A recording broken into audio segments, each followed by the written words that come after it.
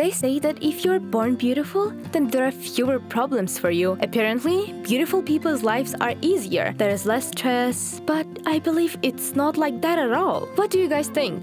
Well, I can cite myself as an example. Yes, they often tell me about my beauty, figure, that I could achieve a lot with my face. But no, this does not happen in my life. And all because I felt like an unloved daughter my whole life. And I did a lot to deserve that. The truth is that I am to blame for the death of my own father. I killed him. Would you like to know how this happened? Then listen. My name is Donna. I'm now 17 and I go to high school. As I've told you, many people consider me beautiful.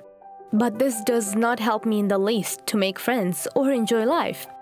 Sometimes nice guys do hit on me, but I can't put two words together just because I can't. As it turns out, your outer shelf is not as important as your inner self. As soon as I open my mouth, the person I'm talking to gets lost and doesn't know what to talk to me about. It's horrible. I was not like that before. I was easygoing and carefree when I was little. Back then, I had both parents, my dad and my mom. They were very young when they got married, according to my mom, and she was deeply in love with my dad, and they were very happy. And then I appeared, and despite the difficulties, they still coped with everything. One time, my dad suggested my mom to go on a summer vacation, somewhere with an ocean and sand. And they chose the Pacific coast of Mexico, a place famous for its beaches. I was only 2 years old.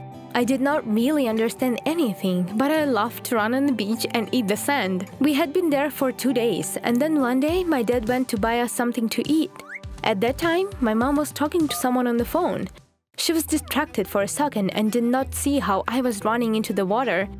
At that moment, my dad came back. He saw that my mom was lying on the sand and chatting on the phone, but I was not there.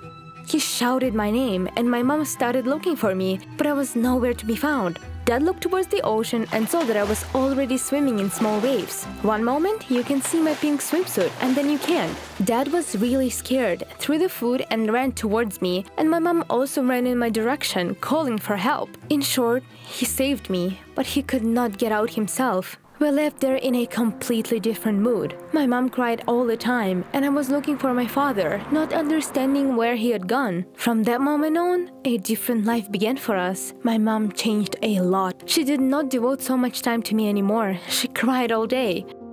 I remember how hungry I was. I would approach my mom, but she pushed me away, and I ate whatever I found myself. Over time, more and more bottles appeared in our fridge, and there was less and less normal food. I was starving almost all the time, but I was afraid to tell my mom about it. Sometimes, she got drunk to such an extent that she would start waking me up in the middle of the night and scream furiously that if it were not for me, her husband would be alive, that it was I to blame for his death, and it would be so much better if I had been in his place. To be honest, I did not really understand what those words meant, but she said them so often that I remembered them, and when I got older, I now knew the meaning of them, and I began to really close in on myself more and more. And then I myself began to believe in that. At some point, I did not want to live at all, and I fully understood my mom, or rather, her hate towards me. After all, who needs a murderous daughter? I had grandparents.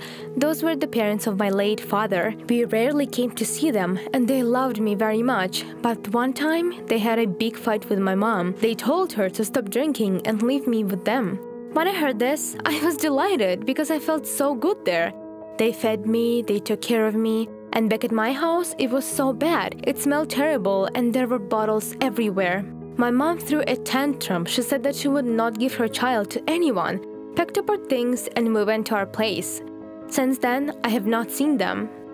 I miss them a lot, but every time I tried to ask them to visit, my mom would yell at me again and grab another bottle. Shortly speaking, I got older and could now make any decisions on my own.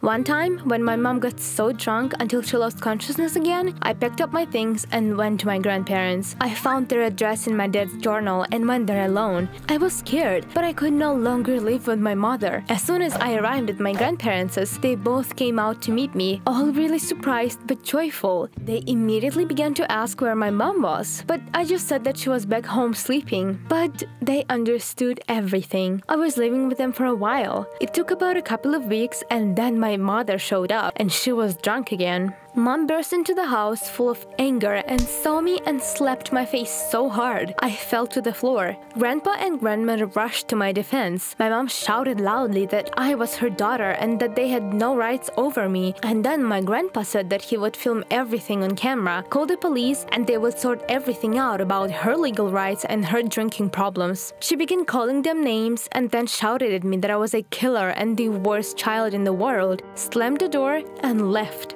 I stood in the middle of the room, confused, and did not understand what to do. Tears gushed from my eyes. I wanted this nightmare to end. I ran out of the house after my mother, but she did not stop and quickly ran away. I ran after her, my grandparents ran after me, but I did not care. At that moment, my anxiety and self-loathing woke up in me. I was so angry with my own existence. Grandpa's house was not far from the river, and I ran in that direction. For some reason, my feet went there themselves. I wanted to do only one thing, and I was sure that after that, my mom's life would be so much better. She would get better and she would no longer yell at me. I ran as fast as I could, all in tears, and I heard my grandpa's voice behind me. They called me, asked me to stop, but I wanted to do only one thing. I had to do it. As soon as I approached the river, I did not even stop. I simply jumped in there and went under the water. I opened my eyes and suddenly saw my dad, or rather his silhouette. It was so clear that I even thought that he was next to me. He looked at me under the water, slowly stroked my cheek, and I thought that he told me that I had to leave and that I was making him happy. I felt like crying. I felt a sharp pain in my chest, and I could not hold my breath any longer. The air in my lungs was running out, and I started to panic. What do I do? Swim out or not? At that moment, someone's strong hand pulled me. I turned my head and saw my grandfather. He grabbed me hard and pulled me up. We swam out and I took a deep breath and then I cried. They dragged me to land and my grandma hugged me and also began to cry. I cried so much as if I had never cried in my life. I finally gave in to all my emotions. My grandparents hugged me tightly and told me to never do that again. I killed him! I killed my dad! I shouted. And then my grandma took my face, looked into my eyes and said, "He saved your life, like any loving parent would. He wanted you to live because he loved you and he still loves you. We also love you very much. You are his kid, our granddaughter, and our meaning of life," she said. I cried even more.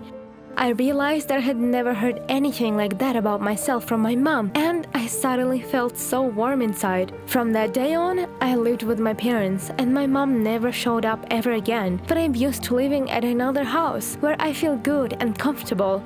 I started going to a different school, but most importantly, I feel needed. I even made friends. I became more sociable and realized that my mom was simply lost in life, so she decided to blame the most defenseless, her own child, for all of this.